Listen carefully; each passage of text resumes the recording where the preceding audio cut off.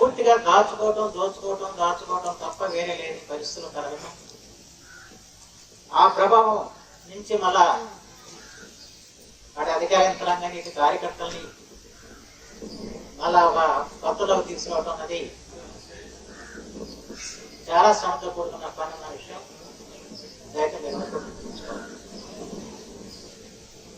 అత్యున్నత న్యాయ వ్యవస్థ దగ్గర నుంచి గ్రామ సచివాలయ వ్యవస్థ వరకు అన్ని వ్యవస్థలు కూడా ఏ విధంగా దిగజార్చారో, ఏ విధంగా అస్త్రస్తం చేశారో నేను వేరుగా చెప్పాల్సిన దాని ప్రభావంలో అందరూ కూడా పడిపోయిన పరిస్థితి వచ్చింది. ఇక్కడ మన కార్యకర్తలు కూడా ఏమంటారు, ఆ కార్యకర్తలు ఆ రోజు నాకు దోచుకున్నారు, తిన్నారు, సంపాదించున్నారు, మనం మాత్రం ఎందుకు సంపాదించుకోకూడదన్న ఆలోచన మన ఆలోచిస్తున్న పరిస్థితి. అయితే మన విధానం అది కాదు. ప్రజలు ఒక మార్పు కోరుతున్నారు. మార్పు అంటే ఏంటి?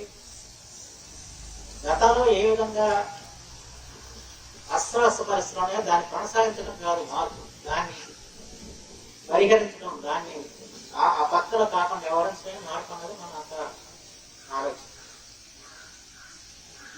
ఆ మార్పు తీసుకురావాలంటే అది చిన్న విషయం కాదు.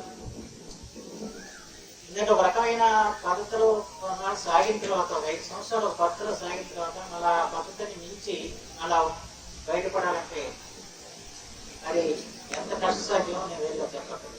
ప్రత్యేకించి ముఖ్యమంత్రి గారు కానీ ఉప ముఖ్యమంత్రి గారు కానీ ఎన్ని కష్టాలు పడుతున్నారు ఈ విషయం నేను వెళ్ళి చెప్పాల్సి. ఇవాళ పార్టీలో అసంతృప్తి ఎందుకుంది? కేవలం ఈ విషయాల మీద ఉంది. నేను ఏదైనా చేస్తాను మీరు అడుగుతున్నారని అసంతృప్తి తప్ప సంక్షేమం జరగట్లేదు, అభివృద్ధి జరగట్లేదు అసంతృప్తి. అంటే గత ప్రభుత్వం వ్యవహరించిన దీంట్లో మనం కూడా వ్యవహరించాలని చెప్పిన ఆలోచనలో వీళ్ళందరూ ఉంటున్నారు. అలాగే అధికారులు కూడా అదే విధంగా ఆలోచన చేస్తున్న పరిస్థితి వచ్చింది. ఆ పరిస్థితి నుంచి గత ప్రభుత్వం లాగా కాదు, ఈ ప్రభుత్వంలో చట్టబద్ధంగా పరిపాలన జరగాలి. ప్రతి సామాన్యుడు కూడా ఏ అధికారి దగ్గరికి వచ్చినా కూడా ఆ అధికారి చట్టం ప్రకారం వ్యవహరించి న్యాయం చేయాలన్నది మన యొక్క ఆలోచన. లేదా ఇక్కడ కట్టేసేయండి అని చెప్పచ్చు, కానీ ఇది ఇక్కడ కట్టడానికి ఆస్కారం ఉందో లేదు చూడమని చెప్పాల్సింది. ఇదే ఆ ప్రభుత్వం అయితే ఏంటంటే అటువరకు అందరూ నన్ను చూస్తారు కదా మీరు. గోవా గవర్నర్ గారు అశోక్ గజరాజ్ గారు ఒక ప్రకటన చేశారు. ఆయన స్థలాన్ని వైసీపీ కార్యాలయం కట్టేశారు. సో ఆయనకు సంబంధిస్తాడు. ఈ ప్రభుత్వం 2 సంవత్సరాలు వచ్చినా కూడా దాని మీద చర్య తీసుకోవాలి. దాంతో ఆయనే ఆవేదన చేసుకుంటారు. అంటే ఎంత అడ్డగోలుగా ఆ రోజు జరిగిన కార్యక్రమాలని ఇంకా మనం సరిదిద్దలేని పరిస్థితిలో 2 సంవత్సరాలు ఉన్నామంటే పరిస్థితిని అర్థం చేసుకోవాలని చెప్పి. అంటే ఒక గవర్నర్కే ఆ రకమైన పరిస్థితి వస్తే ఇంకా సామాజిక పరిస్థితి ఎలా ఉంటుంది?